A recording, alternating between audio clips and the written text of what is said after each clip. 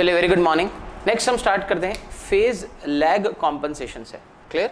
तो phase lag compensation क्या करता है या फिर फेज लैग नेटवर्क क्या करता है? क्लियर? अगर हम आउटपुट रिस्पांस को देखें तो आउटपुट रिस्पांस के दो पार्ट होते हैं। पहला होता है आपका ट्रांजिएंट रिस्पांस, दूसरा होता है आपका स्टडी स्टेट रिस्पांस। क्लियर? अगर आपको ट्रांजिएंट रिस्पांस को इंप्रूव करना है तो आप यूज करेंगे फेज लीड नेटवर्क का। क्लियर? फेज लीड नेटवर्क की वजह से आपका ट्रांजिएंट रिस्पांस क्या हो सकता है? इंप्रूव किया जा सकता है। अगर आपको स्टडी स्टेट एरर को इंप्रूव करना है, स्टडी स्टेट रिस्पांस को इंप्रूव करना है, तो आप यूज करते हैं फेज लैग नेटवर्क का। क्लियर? आपका फेज लैग नेटवर्क क्या करेगा? आपका फेज लैग नेटवर्क बेसिकली आपके स्टडी स्टेट एरर को इंप्रूव करेगा। क्लियर? कैसे करेगा हम देखते हैं। Phase lag network basically gain के की वैल्यू को इंक्रीज कर देता है। क्लियर? हमको रिलेशनशिप पता है कि आपका steady state error is inversely proportional to gain के। ये हमने स्टडी स्टेट एरर या स्टडी स्टेट रिस्पांस जब पढ़ा था हमने देखा था कि स्टडी स्टेट एरर और गेन के दोनों क्या है, आपस में इनवर्सली प्रोपोर्शनल होते हैं। तो जैसे ही गेन के की वैल्यू बढ़ती है मतलब स्टडी स्टेट एरर कम हो जाती है, और यही काम आपका फेज लैग नेटवर्क करता है। थर्ड इंपॉर्टेंट पॉइंट आता है कि स्टडी स्टेट एरर गेन के की वैल्यू को कैसे इंक्रीज करेगा। आप देख सकते हैं आपका जो बोडे प्लॉट होता है उसमें जब आप 0 dB एक्सिस को कट करते हैं तो जिस फ्रीक्वेंसी पर आप कट करते हैं उसको बोलते हैं आप गेन क्रॉसओवर फ्रीक्वेंसी। तो आपका phase lag network gain crossover frequency को रिड्यूस कर देता है। क्लियर? पहले यहाँ पे था और मान लेता हूँ रिड्यूस करके यहाँ पे ले आया। इनिशियल स्लोप तो चेंज नहीं होगा, इनिशियल स्लोप तो वही का वही बना रहेगा सिस्टम का। तो गेन क्रॉस ओवर फ्रीक्वेंसी को उसने क्या कर दिया? रिड्यूस कर दिया। इस वजह से आपके गेन के की वैल्यू क्या हो गई? बढ़ गई। Second important point, gain cross over frequency पर मिलता है फेज मार्जिन। तो आप देख सकते हैं कि एक अनकंपनसेटेड सिस्टम जिसमें आपने फेज लैग नेटवर्क का यूज नहीं करा है उसकी फेज मार्जिन ये रही, और जिसमें आपने यूज कर रहा है उसकी फेज मार्जिन ये रही। बेसिकली अल्टीमेटली फेज मार्जिन को चेंज करके स्टेबिलिटी के रेंज में ले आता है। This is your phase lag network. Clear? चलिए अब हम देखते हैं कि फेज लैग नेटवर्क दिखता कैसा है ना? तो फेज लैग नेटवर्क कुछ भी नहीं है, सिंपली एक रेजिस्टिव कैपेसिटिव नेटवर्क होता है। क्लियर? चलिए उसका डायग्राम ड्रॉ करके देखते हैं। एक रेजिस्टिव कैपेसिटिव नेटवर्क का एक रेजिस्टेंस ये लगा है आपका, इस रेजिस्टर का नाम देता हूँ R1। This is your capacitor and this is again your register. Simple सा नेटवर्क है, इसको हम बोलते हैं फेज लैग नेटवर्क। कैपेसिटर का लाप्लास ट्रांसफॉर्म हो गया 1/CS। This is R2।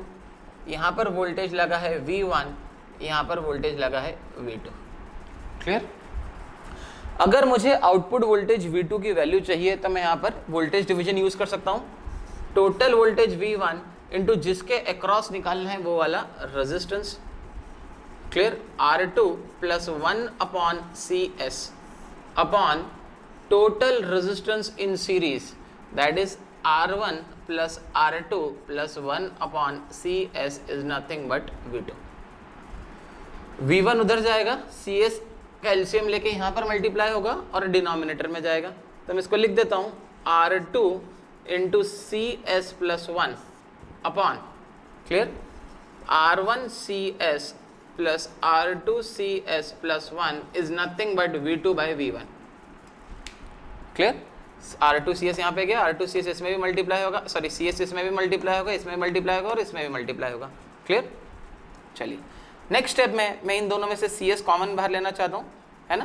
तो आप देख सकते हैं इन दोनों में से अगर मैंने CS बाहर ले लिया तो बचेगा आपका R2CS plus 1 upon R1 plus R2, है ना, इंटू CS, क्लियर, प्लस 1। ऊपर एक टर्म एग्जिस्ट कर रही है R2 इंटू CS, है ना? तो आप देखिए इस पर्टिकुलर टर्म को मैं मल्टीप्लाई कर रहा हूँ, मैं +1 थोड़ा सा दूर लिख देता हूँ, +1। R2 से मल्टीप्लाई कर दिया और R2 से डिवाइड कर दिया। क्लियर? तो आप देख सकते हैं ये R2 into C S denominator में भी प्रेजेंट है और R2 into C S numerator में भी प्रेजेंट है। क्लियर? तो नेक्स्ट स्टेप में मैं लिख रहा हूँ R2 इंटू सी को लिख रहा हूँ टाइम कांस्टेंट टाउ और R1 plus R2 upon R2, ये वाली टर्म। क्लियर? क्या बच गई? ये वाली टर्म बच गई R1 plus R2 upon R2, है ना? तो R1 plus R2 upon R2 को मैं लिख रहा हूँ बीटा। क्लियर? तो यहां पे मैं इस पे चेंजेस कर रहा हूं। R2 इंटू सी एस को लिख दिया टाउ, तो 1 plus tau s upon 1 plus beta tau S. 1 plus beta tau S is nothing but your transfer function. Clear? यहां पर हम देख सकते हैं बीटा की वैल्यू है R1 plus R2 upon R2। तो आप देख सकते हैं R2 दोनों जगह है, पर ऊपर एक चीज और ऐड हो रही है, मतलब न्यूमरेटर बड़ा है। इस केस में आप क्लियरली डिफाइन कर सकते हैं where beta is greater than 1। Clear? This is the transfer function for phase lag network. Clear? चलिए, इसका पोल जीरो प्लॉट बहुत इंपॉर्टेंट है। नेक्स्ट स्टेप में मैं इसका पोल जीरो प्लॉट ड्रॉ कर रहा हूं। आपका जीरो कहां पर एग्जिस्ट कर रहा है? Omega is equals to -1 tau पर एग्जिस्ट कर रहा है जीरो, और omega is equals to -1 beta tau पर एग्जिस्ट कर रहा है पोल। बीटा की वैल्यू 1 से बड़ी है, तो ये वाली वैल्यू 1 से तो छोटी ही होगी, तो सबसे पहले यहां पर एग्जिस्ट होगा -1 बीटा टाउ, मतलब पोल, और उसके बाद में आएगा 0 -1 tau. Clear? This is the pole zero plot of phase lag network. I am sorry, this is the pole zero plot of phase lag network. Clear? चलिए, अब हम इसके लिए फेज एंगल्स कैलकुलेट करते हैं, है ना? तो मैं यहां से लिखना स्टार्ट कर रहा हूं इसके नीचे फेज एंगल की। अगर मैं यहाँ पे बात करूं, चलिए मैं इसको यहाँ पे रब कर देता हूं, उधर बॉडी प्लॉट हम ड्रॉ करेंगे फिर इसका। अगर आप फेज एंगल के बारे में बात कर रहे हैं तो मैं यहाँ पे ट्रांसफर फंक्शन हो गया आपका 1 tau s upon 1 plus beta tau S.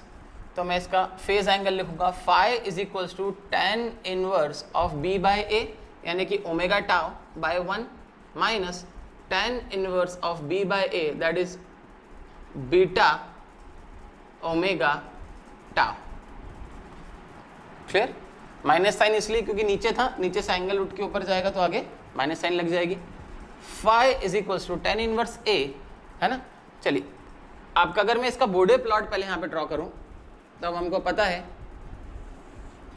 Initial slope, origin पर कोई भी पोल प्रेजेंट है क्या? नहीं। कोई भी जीरो है क्या? नहीं। तो इनिशियल स्लोप कैसे डिफाइन करते हैं? इनिशियल स्लोप होता है आपका कितना? 20 log k। क्लियर? तो आप यहाँ पे इनिशियल स्लोप लिख सकते हैं 20 log k। कोई कांस्टेंट बाहर आ रहा है क्या? कुछ भी नहीं है, मतलब 1 प्रेजेंट है, तो 20 log 1 होता है 0 dB। तो इनिशियल आपके बॉडी प्लॉट पर 0 dB की लाइन जाती जाएगी। क्लियर? और कहां तक जाएगी ये जाएगी पहली कॉर्नर फ्रीक्वेंसी तक। क्लियर? पहली कॉर्नर फ्रीक्वेंसी आपकी कहां पर एग्जिस्ट कर रही है ना?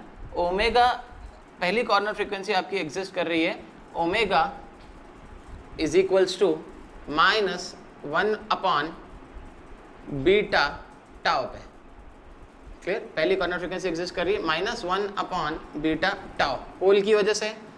तो अगर आपकी पहली कॉर्नर फ्रीक्वेंसी पोल की वजह से -1 अपॉन बीटा टाउ, तो एक सिंपल पोल की वजह से कितने dB का स्लोप जाता है? -20 dB का, -1 अपॉन बीटा टाउ। क्लियर? तो इस पॉइंट से आप एक -20 dB का स्लोप दे देंगे अगली कॉर्नर फ्रीक्वेंसी तक। अगली कॉर्नर फ्रीक्वेंसी आपकी कहाँ एग्जिस्ट कर रही है? 1 टाउ पे। यहाँ पर अगली कॉर्नर फ्रीक्वेंसी एग्जिस्ट कर रही है 1 टाउ पे। फ्रीक्वेंसी कभी नेगेटिव नहीं होती। 1 टाउ पे, 1 टाउ पर क्या प्रेजेंट है? पोल या जीरो? 1 टाउ पर प्रेजेंट है जीरो। तो सिंपल जीरो की वजह से कितने dB का स्लोप? +20 dB का। तो -20 + 20 इज अगेन 0 dB। तो ये रहा आपका बॉडी प्लॉट, -20 dB पर डिकेड। क्लियर? इन दोनों फ्रीक्वेंसीज के बीच में अगर आप फेज को ड्रॉ करेंगे तो आपको फेज कुछ इस तरीके से मिलेगा।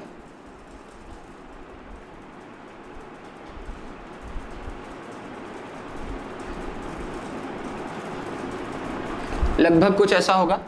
कोई ना कोई एक ऐसी फ्रीक्वेंसी यहां पर एग्जिस्ट करेगी ओमेगा फाई, जहां पर फेज अपनी मिनिमम वैल्यू पर होगा।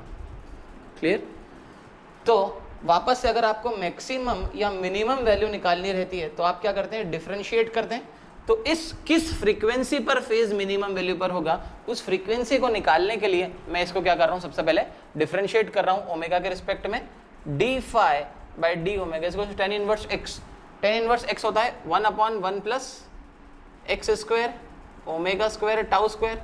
ओमेगा टाउ को अगर ओमेगा के रिस्पेक्ट में वापस से डिफरेंशिएट करेंगे तो क्या आएगा, tau minus ten inverse x हो जाएगा 1/1 plus x square beta square omega square tau square. और इस फंक्शन को अगर ओमेगा के रिस्पेक्ट में वापस से डिफरेंशिएट करूंगा तो सिर्फ मिलेगा मुझे बीटा टाउ। क्लियर? और डिफरेंशिएट करने के बाद हम क्या करते हैं, जीरो से इक्वेट कर देते हैं। तो आप जीरो से जैसे इक्वेट करेंगे ये आएगा आपका tau upon 1 plus omega square tau square is equals to beta tau upon 1 plus beta square omega square tau square. Tau से टाउ कैंसिल। क्लियर? ये एक टर्म इधर जाके मल्टीप्लाई हो गई है बीटा में। 1 plus beta square omega square tau square is nothing but beta plus beta omega square tau square. Clear? Beta इधर जाएगा, ओमेगा स्क्वायर उधर ले जाता हूं, बीटा को इधर लाता हूं। 1 minus beta is equals to beta square beta omega square tau square minus beta square omega square tau square. Next आ जाएगा 1 माइनस बीटा, इन पूरे टर्म में से मैंने ओमेगा स्क्वायर कॉमन ले लिया तो beta tau square minus beta square tau square bracket के बाहर ओमेगा स्क्वायर। ये डिनोमिनेटर में जाएगा 1 minus beta upon beta tau square minus beta square tau square is equals to omega square. Beta tau square मैं यहाँ से common बाहर ले लेता हूँ तो नेक्स्ट स्टेप में लिख सकता हूँ 1 minus beta upon beta tau square common लिया, अंदर बचेगा 1 minus beta is equal to omega square. और ओमेगा की वैल्यू हो जाएगी 1 अपॉन, यहाँ से मैं ओमेगा की वैल्यू निकाल सकता हूँ। ये जो ओमेगा की वैल्यू मुझे यहाँ से मिली, omega is equals to simply 1 upon tau root beta.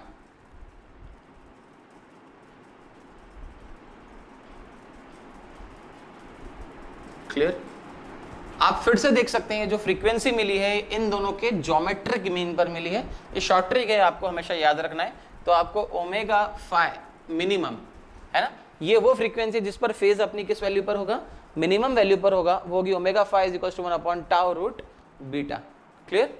और अगर अब आपको मिनिमम फेज निकालना है तो आप इस वैल्यू को इस इक्वेशन में पुट करें तो फाई मिनिमम आप कैलकुलेट कर सकते हैं। यहाँ पर आएगा phi minimum is what, tan inverse of omega tau.